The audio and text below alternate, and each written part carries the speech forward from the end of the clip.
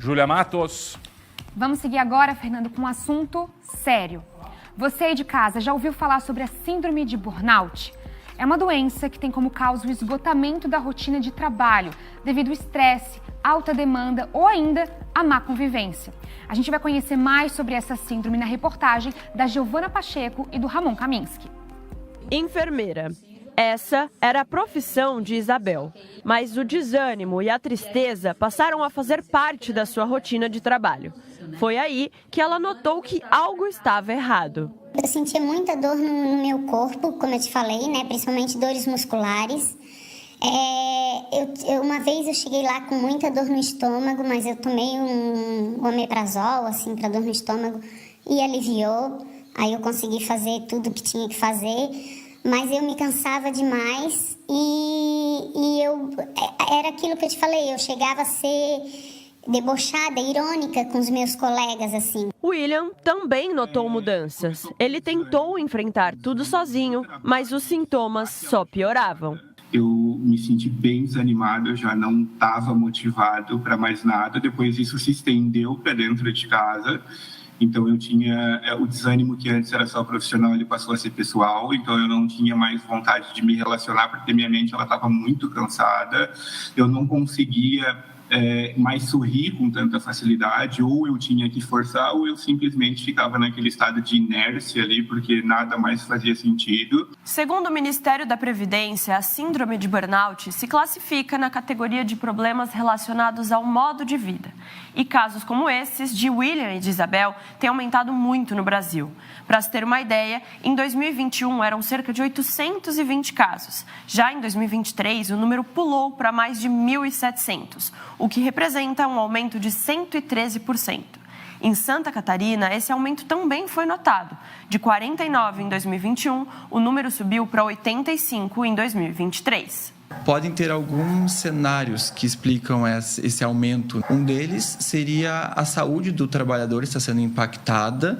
Então, por exemplo, com altas cargas de trabalho, com conflitos no ambiente de trabalho. E também o fato do trabalhador estar mais identificando seus sinais, seus sintomas, buscando mais ajuda, consequentemente mais diagnóstico e tratamento. Então não se sabe qual é a causa, talvez até uma somatória das duas causas, a questão do ambiente de trabalho e da busca maior por atendimento, por tratamento e consequentemente o diagnóstico. O diagnóstico levou William para um tratamento adequado. Ele diz que só conseguiu ter alguma melhora quando entendeu que precisava de ajuda e que não conseguiria enfrentar tudo sozinho. Eu tentei aplicar algumas leituras em cima disso ou daquilo, mas de fato nada resolveu. Veio a melhorar depois que eu tive ali ajuda clínica, né, que eu tive ajuda de especialistas, então foi onde a melhoria aconteceu. Depois do diagnóstico e da aposentadoria por invalidez, Isabel teve melhoras significativas na rotina,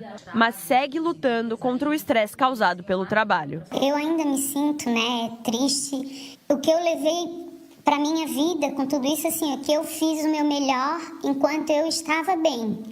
E uma coisa que eu digo, procurem ajuda, porque o burnout, ele dá em qualquer profissão.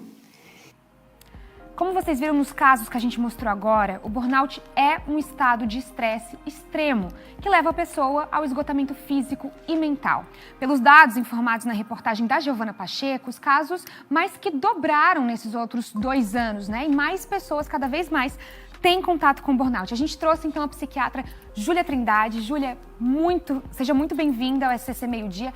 É um assunto que a gente já quer tratar há muito tempo, tem aumentado e tem chegado a muitas pessoas por aqui. Seja bem-vinda, bom dia. Bom dia, é um prazer estar aqui contigo. Então é um assunto que a gente precisa discutir, a gente precisa falar. E a gente sempre fala que um dos exemplos são os jornalistas, A gente tem algumas profissões que podem desenvolver mais o burnout pela demanda de trabalho, pela sobrecarga, pela falta de controle. Mas a gente sempre tem que pensar que também tem um componente individual. A gente precisa avaliar, porque muitas pessoas, especialmente quando começam no trabalho, é aquela intensidade, eu trabalho extra, eu não digo não em nenhum momento. Então, os limites, eles precisam ser colocados desde o início, porque senão esse adoecimento ele pode vir. Porque a exaustão, o burnout, ele é exclusivo relacionado ao trabalho. Então, a gente só fala em burnout quando a gente está falando em trabalho. Mas a exaustão pode acontecer em outros contextos. contextos, né? Exaustão materna, a gente tem outros quadros de exaustão. E a gente vai ter sintomas físicos, né? E podem ser sintomas de dor de cabeça, mal-estar, mas a gente tem principalmente um esgotamento, a sensação de que eu não aguento mais. E eu começo a me afastar do trabalho, eu já não tenho mais vontade, eu já começo a me questionar. Será que eu sou boa fazendo isso? Será que eu quero continuar fazendo isso? E a gente precisa sempre identificar para poder tratar adequadamente. A gente entende, até por esses casos e os casos que chegaram para a gente durante essa pesquisa, né, para fazer a reportagem, que é muito sobre um modo de vida.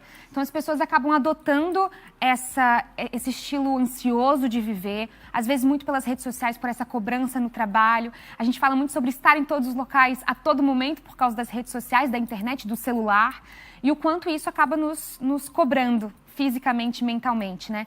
Para as pessoas de casa, quais os sinais devem se tornar um alerta no dia a dia? Assim, o que pode acontecer no dia a dia para que eu procure um profissional adequado? Primeiro é identificar se isso está totalmente relacionado ao trabalho, porque o burnout é exclusivo do trabalho. Então, se eu tenho em outros locais da minha vida, se eu tenho percebido que o meu humor está para baixo, se eu não tenho vontade, se a minha energia, em todos os momentos, eu preciso acender um alerta. Porque é muito importante a gente identificar diagnóstico, porque um diagnóstico adequado vai ter um tratamento adequado. Então, a pessoa pode ter burnout e desenvolver um quadro de depressão? Pode. Mas se ela tiver um quadro de depressão, eu preciso tratar.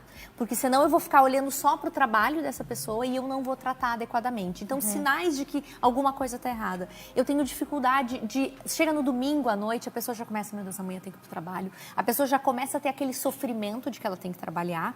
Ela se afasta, às vezes tira férias, às vezes um feriado, e quando ela volta, ela tem a mesma sensação de esgotamento que ela estava antes de sair do trabalho. E, especialmente, na relação. A pessoa ela começa a se afastar dos colegas. Então, aquele momento de interação, de sentar com os colegas e conversar, a pessoa já não tem mais vontade. Ela, muitas vezes, tem pacientes que não conseguem nem ver os colegas de trabalho. Mesmo que não vá, a pessoa só de pensar que tem alguma coisa relacionada ao trabalho, ela já não quer mais ver. Então, são sinais de que alguma coisa está errada. A minha relação com o trabalho está errada. E a gente tem que entender também que tem componentes, empresas e locais que, sim, tem um componente que acabam dando esse excesso de demanda de trabalho, né? Não dando controle para essa pessoa sobre o seu trabalho. Então, a gente sempre tem que equilibrar o que vem do trabalhador e o que vem do local onde essa pessoa trabalha. Isso é bem importante. Doutora, a gente estava até conversando antes de entrar ao vivo sobre as maneiras de se trabalhar. Durante a pandemia, muitas pessoas acabaram indo para casa. Muitos acreditam que essa situação, esse cenário seja muito mais tranquilo para os trabalhadores, mas às vezes não. Nós vimos que muitas dessas pessoas que têm a síndrome de burnout também trabalham de casa, home office. Então, é um estresse que acompanha qualquer estilo de vida, certo? Com certeza, porque especialmente a tela, a gente chama do multitasking, né? Que é eu fazer 1000 coisas ao mesmo tempo. E quando veio a pandemia, veio o home office, muitas pessoas não estavam preparadas para esse trabalho em casa. E aí eu começo na minha sala, que era a minha sala onde eu me divertia, onde eu brincava com meus filhos, onde eu fazia minhas coisas, é onde eu trabalho. E já não tem mais uma separação. E eu falo que uma coisa muito importante é tenha seu telefone de trabalho e o seu telefone pessoal. Porque senão a gente está sempre trabalhando. A gente sai do trabalho, o trabalho não sai mais. Imagina em casa. E até o excesso de tela. Às vezes a gente fica se olhando na câmera, a gente está numa reunião, o simples fato de a gente ficar cuidando, será que eu estou bem? Será que isso já é cansativo. Então, ter uns momentos de pausa, se alongar, desligar a câmera para quem trabalha no home office, ajuda muito a diminuir a chance desse adoecimento. Perfeito. Agora que você falou sobre isso, eu vou pedir, inclusive, dicas de prevenção, porque a gente entende que um exercício físico coloca muita adrenalina para fora, é um tempo de descansar o corpo, uma leitura, às vezes, é um descanso para a mente, mas esses hábitos sociais, o dizer não, né, o autocuidado de eu preciso de um tempo para respirar, eu preciso de um tempo para mim, eu preciso dar esse distanciamento, colocar os meus limites, também é muito importante, principalmente no caso do burnout, certo? Limite tem que começar desde sempre, né? Eu entrei no meu primeiro trabalho, isso a gente fala muito com os jovens, né? Vai ter o teu primeiro trabalho, é normal que a gente queira mostrar que a gente está indo bem, que a gente gosta da empresa, que a gente quer trabalhar lá, mas a gente precisa ter esses limites e cuidar sempre da nossa vida fora do trabalho. Eu falo que a nossa vida não é o trabalho.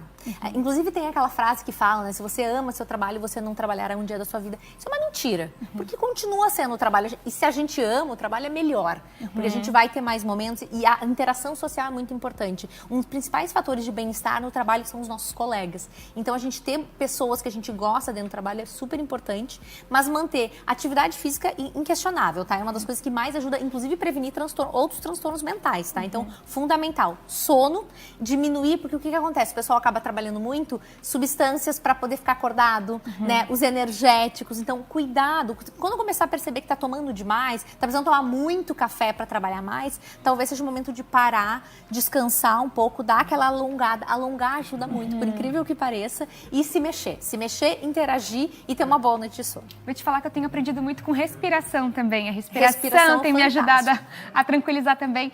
Pessoas ansiosas devem se compreender com essa dica também. Obrigada, doutora, por estar aqui com a gente hoje. Deixa eu te agradecer. Foi um prazer te conhecer, um prazer. De Júlia para Júlia, né? E vou deixar claro para as pessoas de casa o pedido que em qualquer sintoma, qualquer sinal de burnout, qualquer sintoma de estresse, procurar sempre um profissional adequado para poder ter um tratamento, ter uma ajuda correta. Obrigada, doutora. Eu que agradeço. A gente vai seguir agora, pessoal, com um intervalo e na volta tem presente.